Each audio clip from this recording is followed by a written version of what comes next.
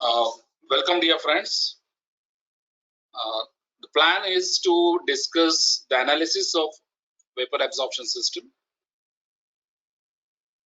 In your course, we would be doing a very elementary kind of analysis. I mean to say that the actual analysis of absorption system is more involved.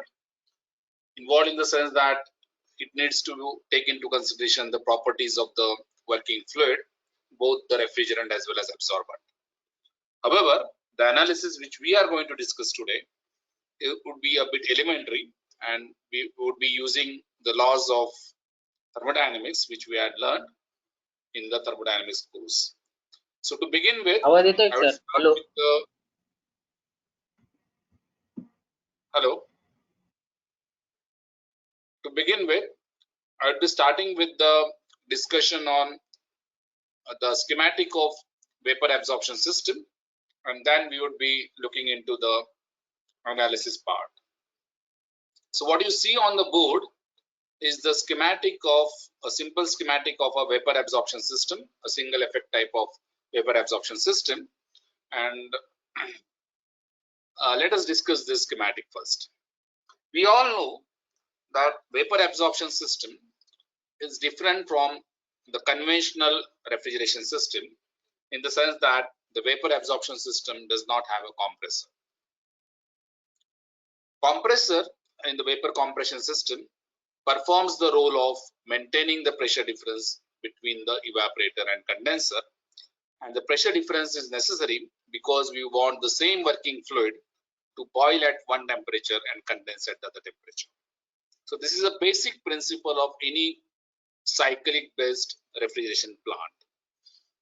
So in the vapor absorption system, we know that the three components would be similar to the vapor compression system. That is, a vapor absorption system would have an evaporator. Let me show you the evaporator here. It would have a condenser and it would have an expansion device. So the evaporator is the place where the refrigerant is evaporated and we get the cooling effect or refrigerating effect. So what you see over here is a schematic of the absorption system wherein I have shown the evaporator. The other heat exchanger in the absorption system, similar to that of the compression system, is the condenser. So this is the condenser. This is the evaporator. Evaporator is at a lower pressure, condenser is at a higher pressure, and the pressure difference is maintained by using an expansion valve. The system shown over here is the lithium bromide water vapor absorption system. So mind well, the lithium bromide vapor absorption system schematic would have a refrigerant in it and an absorbent in it. Absorption system, as we know that along with the working fluid called as refrigerant, we need an absorbent for absorbing the refrigerant into it. So when you talk about the commercially available systems, so two of the most popular absorption systems in the market today, they are, one is the LIBR water system, that is lithium bromide salt and water system, and the other is the aqua ammonia system, that is, it is the ammonia water system. In the lithium bromide water system, which is shown in the schematic in front of you, water is used as a refrigerant and the salt, that is LIBR salt, lithium bromide salt, is the absorbent. So what evaporates in the evaporator is the refrigerant water. It enters into the absorber, and in the absorber a solution would be created.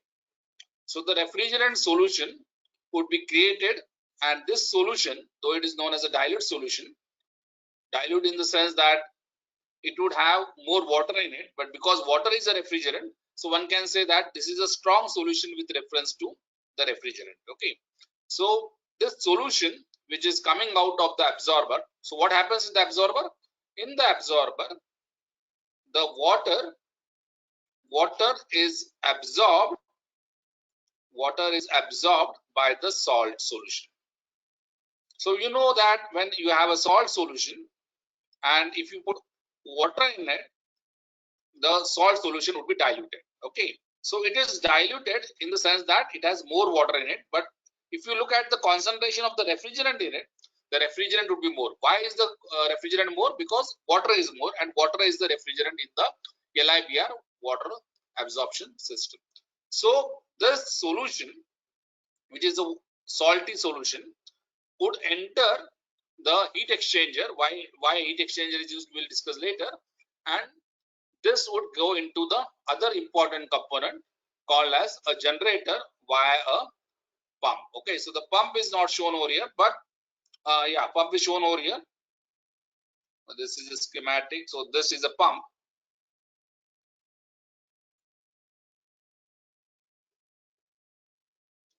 So absorber, pump, and generator, these three, they would replace the compressor of the compression system, right? So the components of vapor absorption system are now, it would have two heat exchangers, that is the evaporator and condenser, similar to the compression chiller.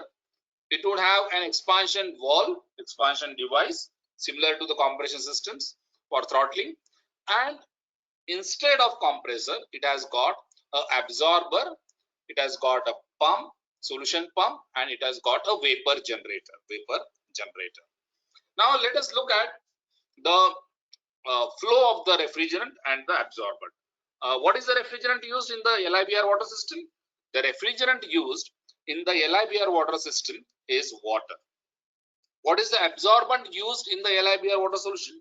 It is the lithium bromide salty solution, which acts as a absorbent. So the lithium bromide salt acts as an absorbent, having more affinity towards water. It's hygroscopic, so it would absorb the water and convert itself into a solution, right?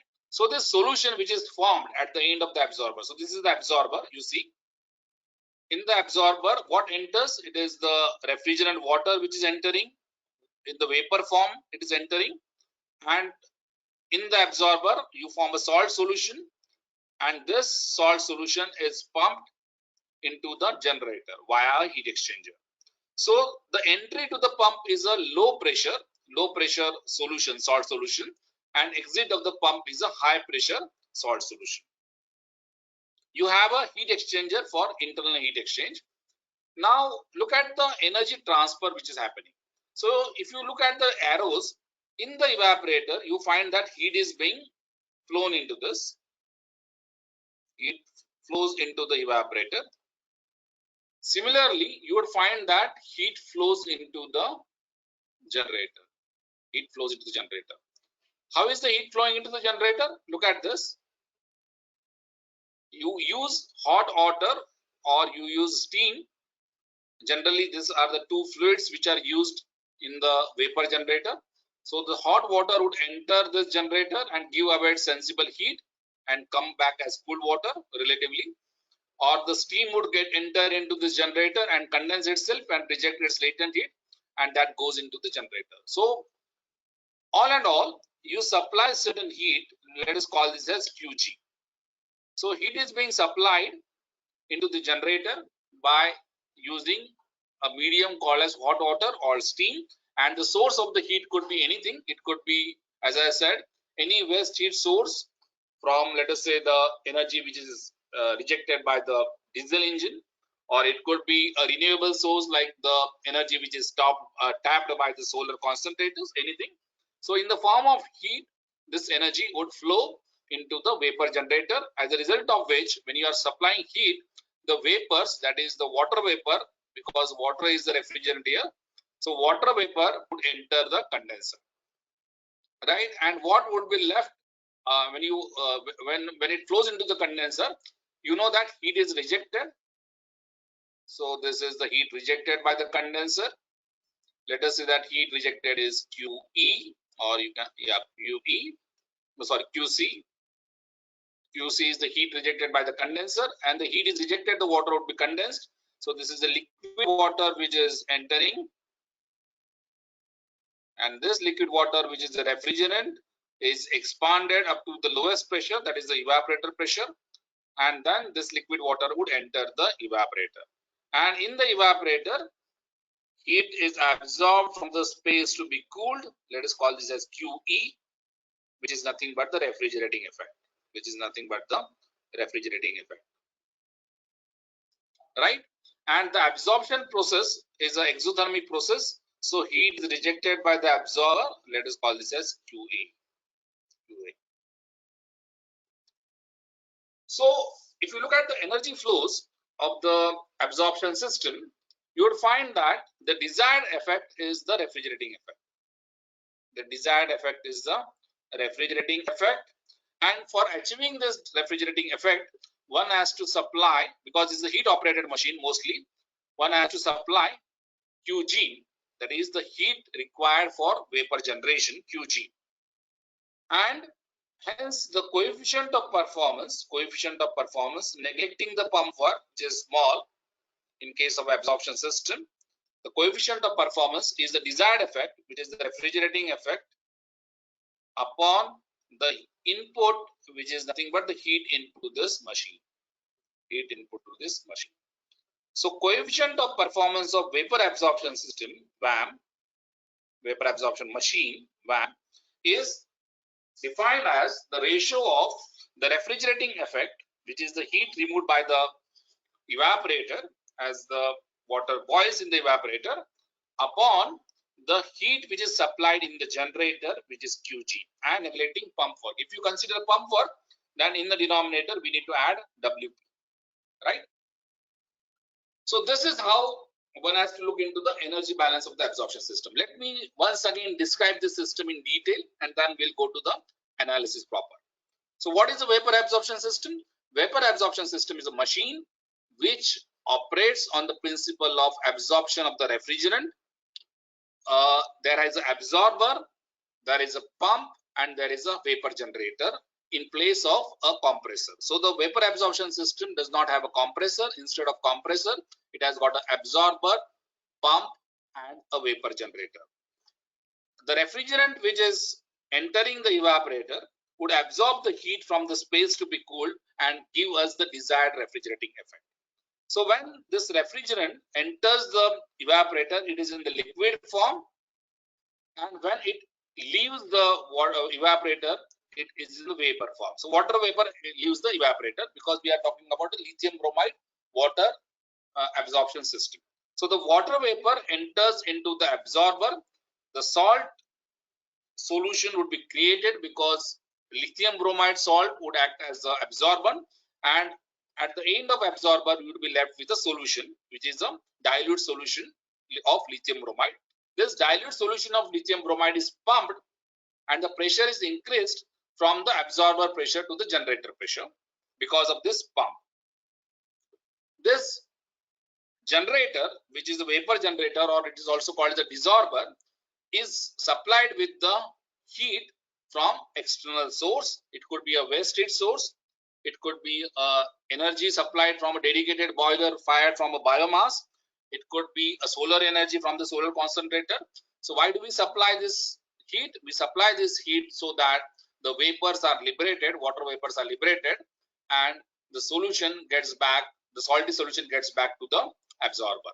So a concentrated salty solution gets back into the absorber because the water vapor is released. So it would have less water, and hence it would be a strong salty solution which would be getting back to the absorber. This strong solution would again absorb the water vapor and convert itself to a dilute solution. So this is the loop like this.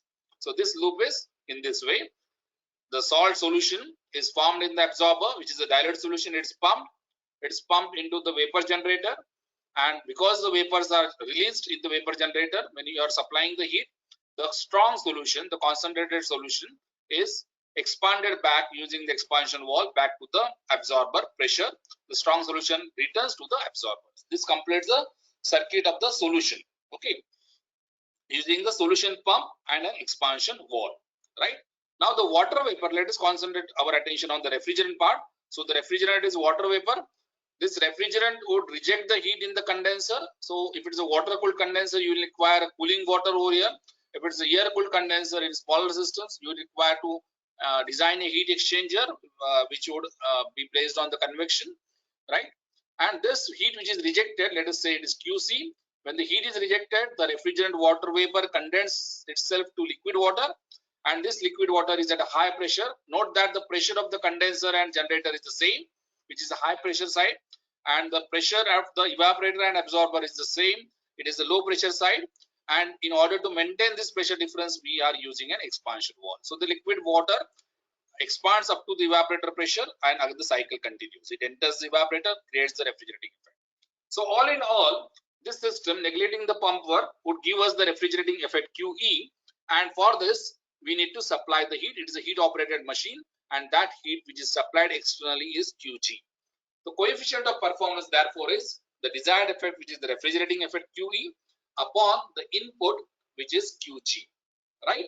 So this is how one has to look at the energy balance of a absorption system. So I had explained you the energy balance of lithium bromide water absorption system, where lithium bromide is a salt which is used as an absorbent.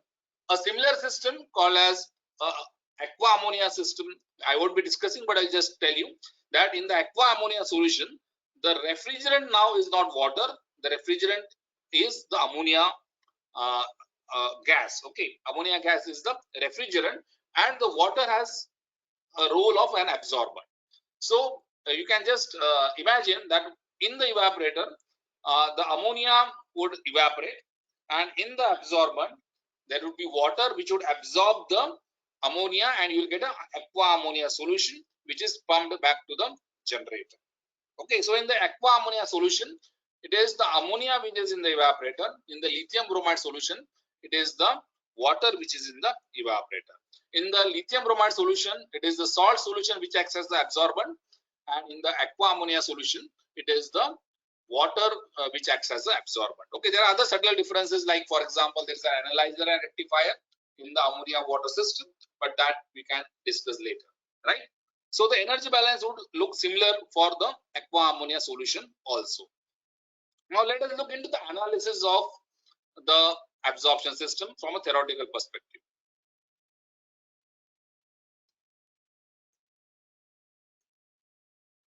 Okay. So analysis means what? Analysis means, as I said, that we won't be doing a detailed analysis and we won't be doing a detailed energy balance for the absorption system. But what we would be doing is we would be calculating the theoretical performance. And by theoretical performance, I mean we would be calculating the maximum COP of the absorption system. So COP max would be calculated for the absorption system. And how do we calculate this? The calculation, let me first write down the expression of this. I will be writing down this, I will be deriving this expression in terms of temperatures. And as you see, if you look at the schematic once again, this is a 3 temperature system. The highest temperature is in the generator. Okay, highest temperature is the generator temperature. So TG is the highest temperature of the system, and obviously the lowest temperature is the evaporation temperature, that is TE. So TE is the lowest temperature, TG is the highest temperature of the cycle, and the intermediate temperature, yes, you can guess it, and the intermediate temperature is the condensation temperature. So the condensation temperature is the intermediate temperature. Okay, so we can theoretically understand the system as a 3 temperature system. An absorption system can be understood as a 3 temperature system, and our aim is to derive a theoretical expression for the maximum possible coefficient of performance of the system in terms of TG, which is the highest temperature, TC, which is the intermediate temperature, the condensation temperature, and TE, which is the lowest temperature, that is the evaporation temperature. Okay, so what is that expression? I'll tell you the trick of remembering that expression also later, but that expression was like this, and we'll be deriving that. The expression is this. It is TE upon TC minus TE into the product of into TG minus Tc upon Tg. Tg minus Tc upon Tg. So this is the expression for the maximum possible coefficient of performance of a vapor absorption machine. So no machine can have a COP greater than the COP which is obtained from this expression. In fact, the actual machines, if it is a single effect machine, it would have a COP of 0.7, and if it is a double effect machine, the maximum COP possible is 1.4. Okay, this is just the value you must know of the practical machines, right? So let us derive this expression. How do you derive this? A very simple derivation. So what we could say is, we can say that you can look at the system in terms of the block diagrams. Okay, so allow me to change the slide.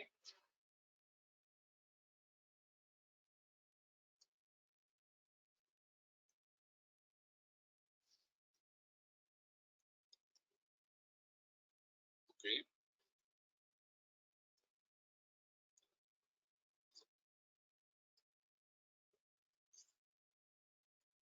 so I'll erase this first, and then we would go to the new one.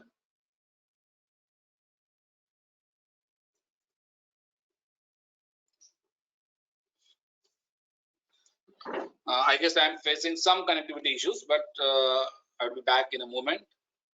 Okay, right. Thank you.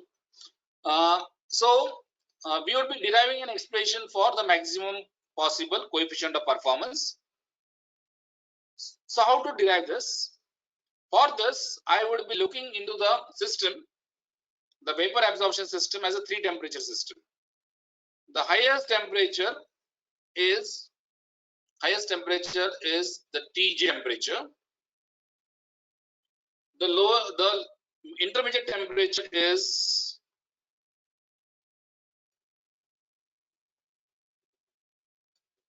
the condenser temperature, and the lowest temperature is the evaporator temperature. Okay,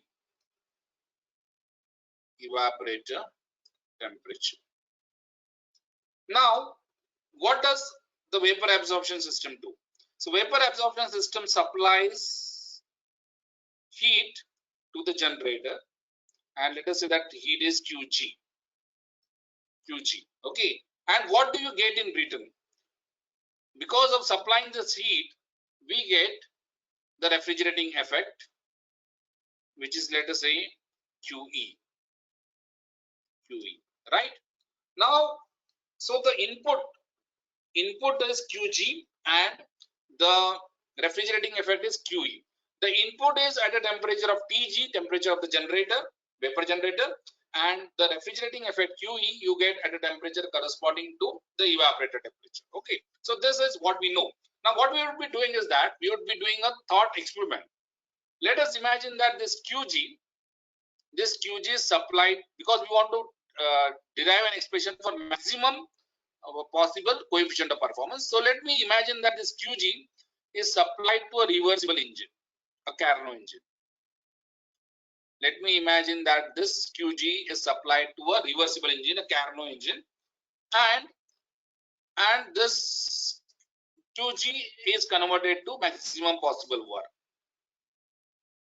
So because this is the engine, you know that engine heat is supplied and you get work, right? So this is an ideal engine, a reversible engine.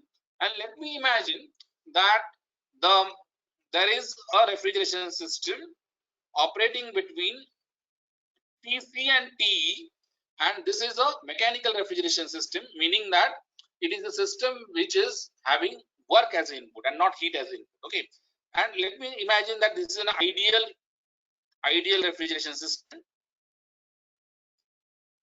a Carnot refrigeration system working on, I'll use a term E for here, okay, E, and this is E, let us say, and let us say this is your R. Okay, so this is your Carnot engine, and this is your Carnot refrigerator. This is your reverse Carnot refrigerator. Okay, reverse Carnot refrigerator, right? you know that a Carnot refrigerator would pump the heat from a lower temperature to high temperature, and it would require the minimum amount of work. Okay, so let us say that this work which is produced by the engine goes as an input to this refrigerator, which is a reversible refrigerator, and and and this refrigerator operates between the intermediate temperature, that is TC, and the lowest temperature, TC. Okay, so what we have done is that we have modeled the absorption system as the equivalent of a heat engine coupled with a Carnot refrigerator. What we have done is that we have modeled the absorption system as a system integrated with a heat engine coupled with a refrigerator, and in order that this delivers maximum performance, we need to imagine that the heat engine is the best possible heat engine, and we need to imagine that the refrigerator is the best possible refrigerator. Now, when we say best possible heat engine, it means that this heat engine should have an efficiency equal to the Carnot efficiency, which is nothing but 1 minus TL upon TH, which is TL is TC and TH is TG. Okay, and the work of this machine would be equal to the heat into the efficiency, obviously, because efficiency is work upon heat. So work of this machine would be Q into the efficiency maximum. Okay, efficiency maximum. Then the delivery of the work would be maximum from this Carnot heat engine, right? Now this work, it goes into the input of a refrigerator, and this refrigerator is again a best possible refrigerator. So the best possible refrigerator working on a VCR cycle, compression cycle, right? We are not talking about the absorption cycle now. This is the working on a work input and not on heat input, right? So this would have a maximum COP, which is a function of TL and TH, which is TE upon TC minus TE, TC minus TE. Okay, so the coefficient of performance of this machine would be maximum if it operates on a reverse Carnot cycle, and its expression would be TE upon TC minus TE, and the work and the refrigerating effect. What is refrigerating effect? Refrigerating effect is work into COP max. Okay, so because COP is refrigerating effect upon work, so refrigerating effect would be work into COP max, right? So let us see this way. So now what we are getting is the following. We are getting QG as W upon efficiency max, right? This is one expression, and you are getting the refrigerating effect QE as the same W into COP max. Okay, and now you see that the expression for COP max of this entire system. Okay, first we talked about this system, that is the heat engine. Then we talked about this system, that is a Carnot refrigerator working on a work input. And now we are talking about the absorption system, mind well. Now we are talking about the absorption system, that is this total system. This total system COP would be, as I said, the COP of this total system maximum of vapor absorption system would be QE upon QG, because it is the absorption system. So refrigerating effect upon heat input. And what is QE? QE is W into COP max. And what is QG? QG is W upon N max. Okay, so let us rewrite these expressions.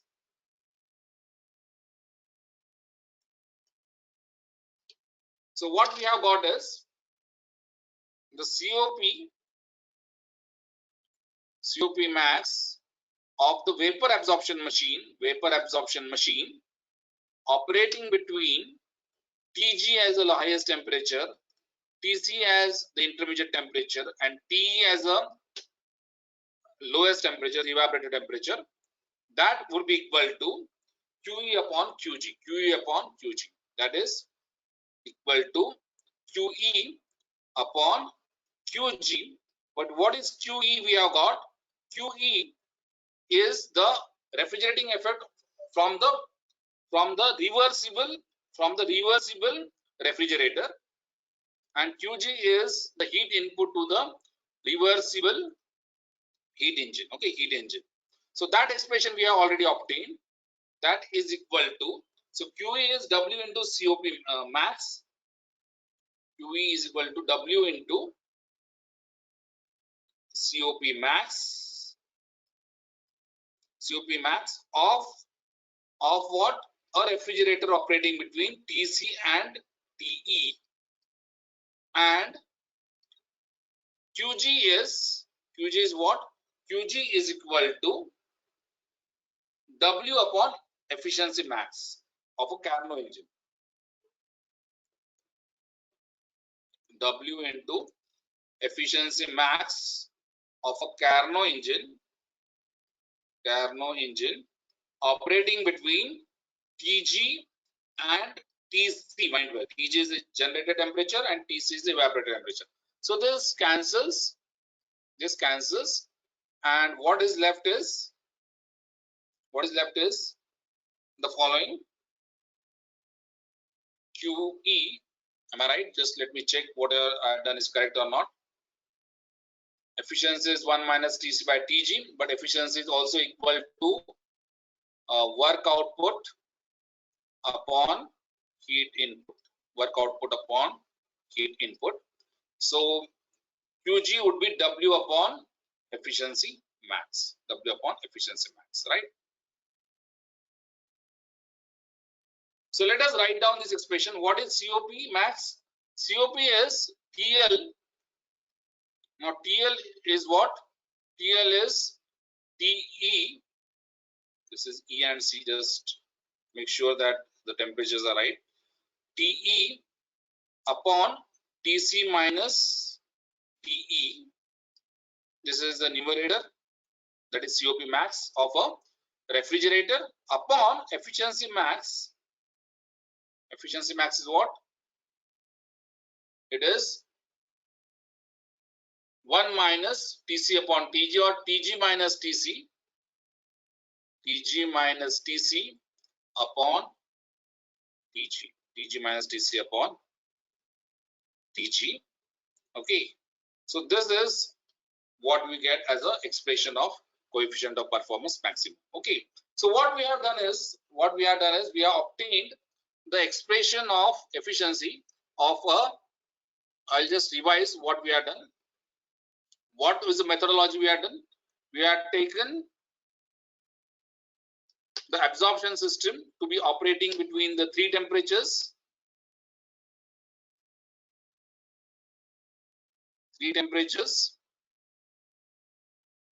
The highest temperature being TG, the intermediate temperature being TC, and the lowest temperature being TE.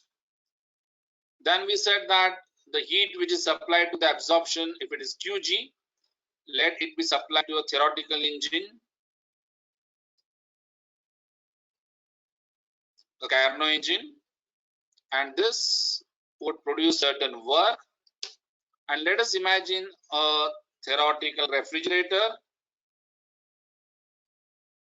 and let it pump the heat from a lower temperature to a higher temperature, and let the refrigerating effect be QE, which is the refrigerating effect of the desired absorption system. Okay, and let us do a theoretical exercise that this work which is being produced by the heat engine goes as an input to this refrigerator.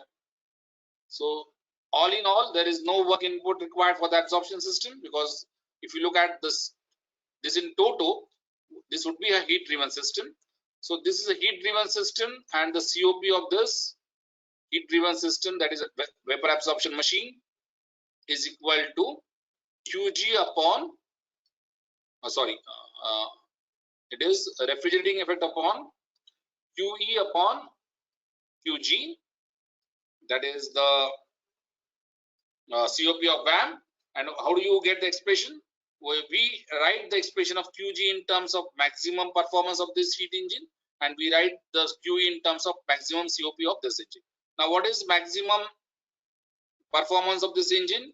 It is 1 minus TL upon TH, that is TG, and this is equal to work upon QG. So QG becomes W upon efficiency, right?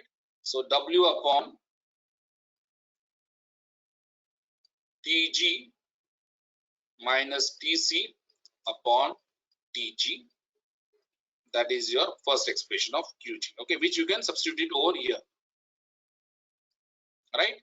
And similarly, what we do is that we write an expression for COP of a VCR operating between TE and TC, and that is equal to refrigerating effect upon work, okay, but the theoretical performance of it is TL.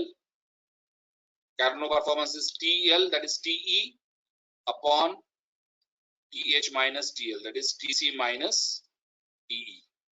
Okay, so this gives us QE is equal to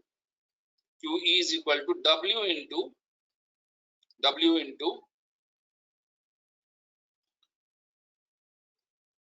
TL, that is TE upon TC minus TE.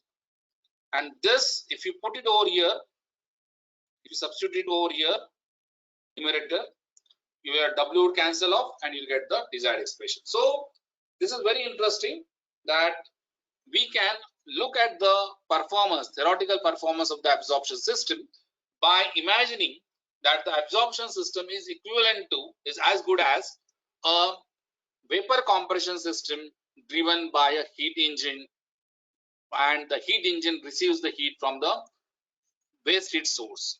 Okay, so this is how we calculate the theoretical performance. The actual performance, which can be calculated by looking into the energy balance of each of the heat exchangers in the absorption system, by applying the steady flow energy equation, by looking into the properties of the salt solution or aqua ammonia solution, that is more involved, and that we would be discussing if you take this course as a special course of HVAC, right? But for the present purpose, this analysis gives you a good idea, fairly good idea as to what could be the maximum possible coefficient of performance of a vapor absorption system. Okay, so if you want to calculate the maximum performance of the vapor absorption system, you must know only three inputs. You must know the temperature of the evaporator in Kelvin, you must know the temperature of the condenser in Kelvin, and you must know the temperature of the generator in Kelvin. For example, let me take one small numerical before we conclude. Let us say that we want to calculate the COP max of a vapor absorption system given the generator temperature is, let us say, 127 degrees centigrade. So we need to convert into Kelvin plus 273 like this.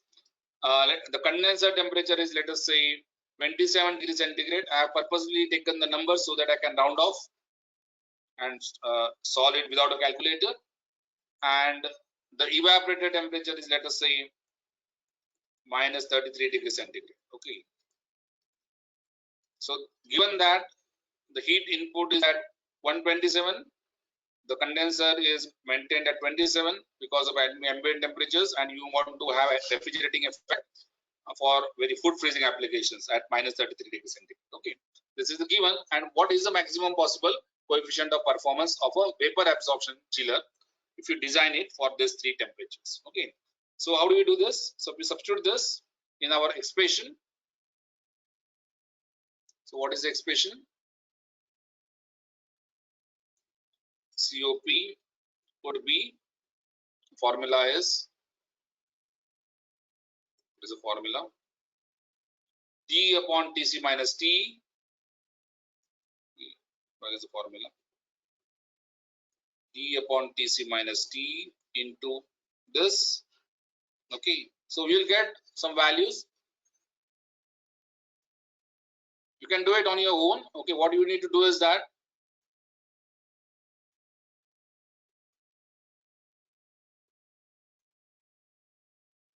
okay, you need to find first the COP max of VCR,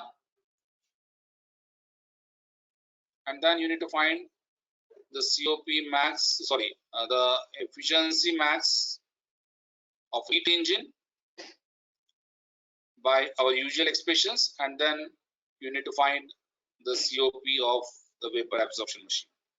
Okay, so try it at home and convince yourselves that one can arrive at the maximum possible COP for a vapor absorption machine by simply looking into the temperature. This is very simple model, thermodynamic model for arriving at the maximum possible COP.